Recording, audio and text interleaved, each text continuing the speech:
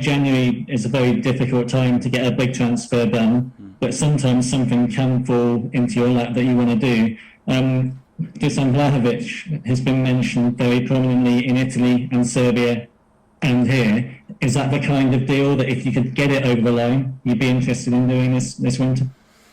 I think with the amount of things and the way we want to evolve the squad, we have to maximize every window in many different ways. And we are alert. Edu and his team are working very hard because we know exactly what we need to do, and whether we can accomplish that in January or in the summer is a different question. Is related to other stuff, but we are there.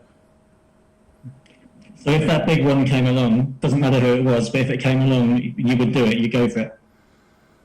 Again, if he's the right player and we can afford it and we can do what we want to do, we will discuss it and make the best possible decision, but we are open. And I think we've asked you this a few times in the last few weeks, but you've still got Jack Wilshere training with you. Pretty easy deal to do. Can you rule that out? I think I was very clear with the situation with Jack and the role that he was going to have being around here, and we continue the same way. Back to Oba, and this is not about his situation at Arsenal, because we've spoken about that a lot and we know your view on it, but obviously he did test positive, and you've been worried before the AFCON tournament about the health situation for players, whether it's Oba, whether it's one of the other lads.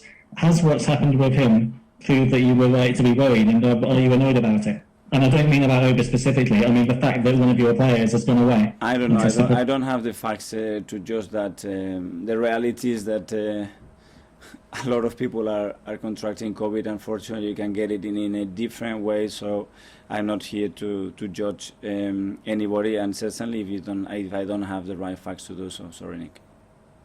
What will be your process for checking in on those players, those 4 players, during the month? Because obviously they're not in your control now, but are you going to leave them to their national teams and to their national team doctors, or do you have a constant dialogue? No, we have a constant dialogue with the player. We have constant dialogue, if possible, with a member of the coaching staff and the fitness coaches of every national team. But but that communication takes a few minutes to do, but the day is long and a lot of things happened, and you cannot do that every single day, 3 times a day. So there are things that you have to trust and rely on those national teams to look after your players.